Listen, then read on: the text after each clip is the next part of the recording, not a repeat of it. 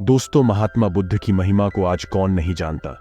उनके ज्ञान और उपदेशों ने न जाने कितने ही लोगों के जीवन को बदल कर रख दिया। आज हम ऐसे ही देवतुल्य महात्मा बुद्ध जी के प्रारंभिक जीवन के विषय में, साथ ही साथ उन्होंने कैसे सत्य की खोज की, कैसे धर्म का प्रचार प्रसार किया और उनके द्वारा मानव हित में दिए जाने वाले उपदेश क्या है, इत्यादि जानने का सार्थक प्रयास करेंगे। गौतम बुद्ध एक महान समाज सुधारक और बौद्ध धर्म के संस्थापक थे। गौतम बुद्ध वैज्ञानिक सोच के थे। वह बचपन से ही बहुत जिज्ञासु स्वभाव के थे। उनके मन में कई तरह के सवाल थे जो उन्हें व्याकुल किया करते थे। उन्हें अपने हर सवाल का जवाब चाहिए था। जो भी उस समय गलत परंपराएं थीं, गौतम बुद्ध उन्हें खत्म करना चाहते थे। वह दुनिया में लोगों को सत्य के मार्ग पर चलाना चाहते थे। गौतम बुद्ध दुनिया को जन्म, मृत्यु और दुखों से मुक्ति दिलाने के लिए अपने घर परिवार को त्याग कर इन सब की खोज में निकल पड़े। दोस्तों, सर्वप्रथम हम महात्मा बुद्ध के जन्म, उनके प्रारंभिक जीवन व उनकी मृत्यु कब हुई, यह जानेंगे। गौतम बुद्ध का जन्म 563 ईसा पूर्व में कपिलवस्तु के समीप लुम्बिनी वन, नेपाल में शाक्य कुल के राजा शुद्धोधन के यहां हुआ। उनकी माता का नाम महामाया देवी था। माना जाता है कि जब महामाया अपने नैहर देवदह जा रही थी, तभी रास्ते में उन्हें प्रसव पीड़ा हुई और वही रास्ते में बालक बुद्ध का जन्म हुआ और बालक का नाम सिद्धार्थ रखा गया। अब इन्हें भगवान बुद्ध के नाम से जाना जाता है। गौतम बुद्ध के जन्म के 7 दिन बाद उनकी माता का देहांत हो गया।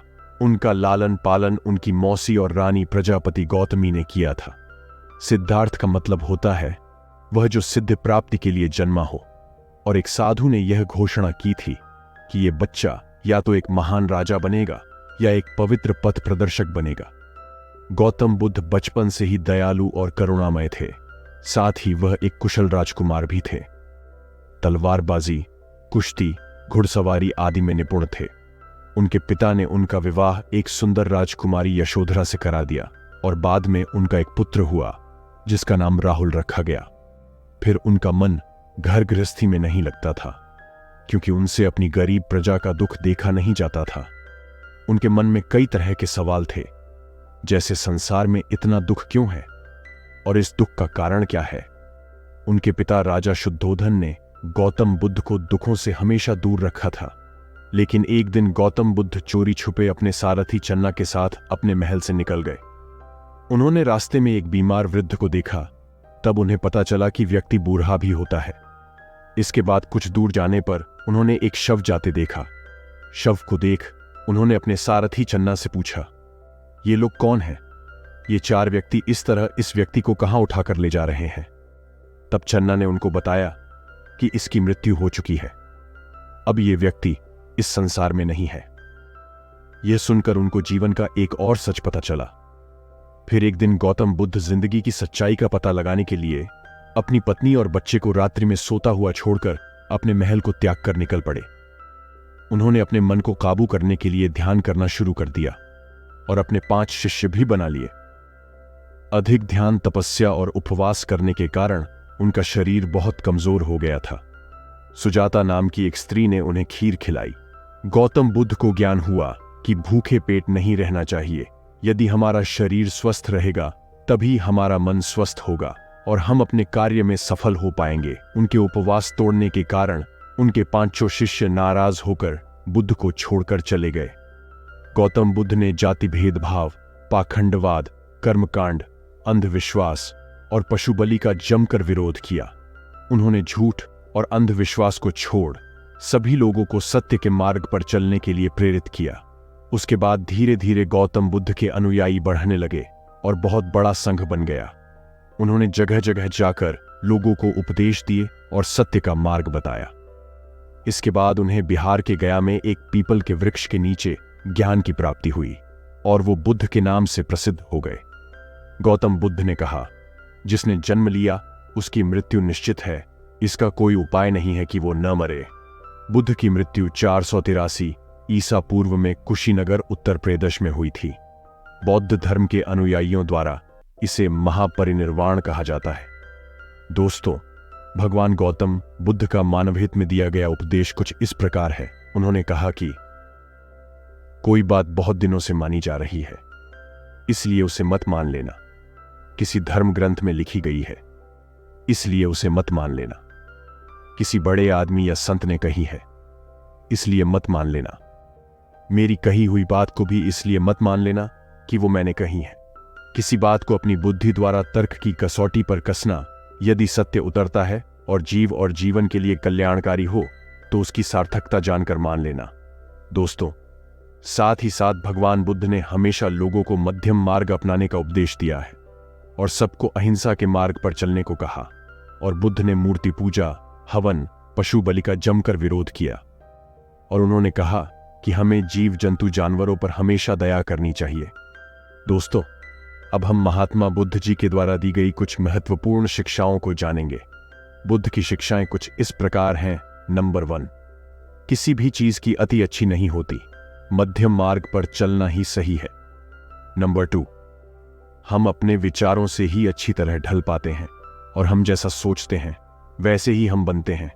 जब मन पवित्र होता है तो खुशी हमारे साथ परछाई की तरह चलती है। नंबर 3, चाहे आप कितना भी पूजा पाठ कर ले, कितनी भी प्रार्थना कर ले, जब तक आप कर्म नहीं करते तब तक आपको कुछ नहीं मिल सकता। नंबर 4, भूतकाल को याद मत करो, भविष्य के सपनों में मत उलझो, वर्तमान में जियो, यही एकमात्र खुश रहने का तरीका है। नंबर 5, बीता हुआ वक्त कभी वापस नहीं आता। हम अक्सर सोचते हैं आज का काम कल पूरा कर लेंगे, लेकिन गुजरा वक्त वापस नहीं आता, इसलिए अपना काम समय पर पूरा करें। नंबर 6, हर इंसान को अधिकार है कि वह अपनी दुनिया की खोज खुद करे। नंबर 7, चाहे आप कितनी भी अच्छी किताबें PRH लें, कितनी भी अच्छी बातें कर लें, जब तक आप उन बातों को अपने कर्म में नहीं लाते तब तक उन बातों का कोई अर्थ नहीं है। नंबर 8, अपना कार्य स्वयं करें, दूसरों पर कभी निर्भर ना रहें।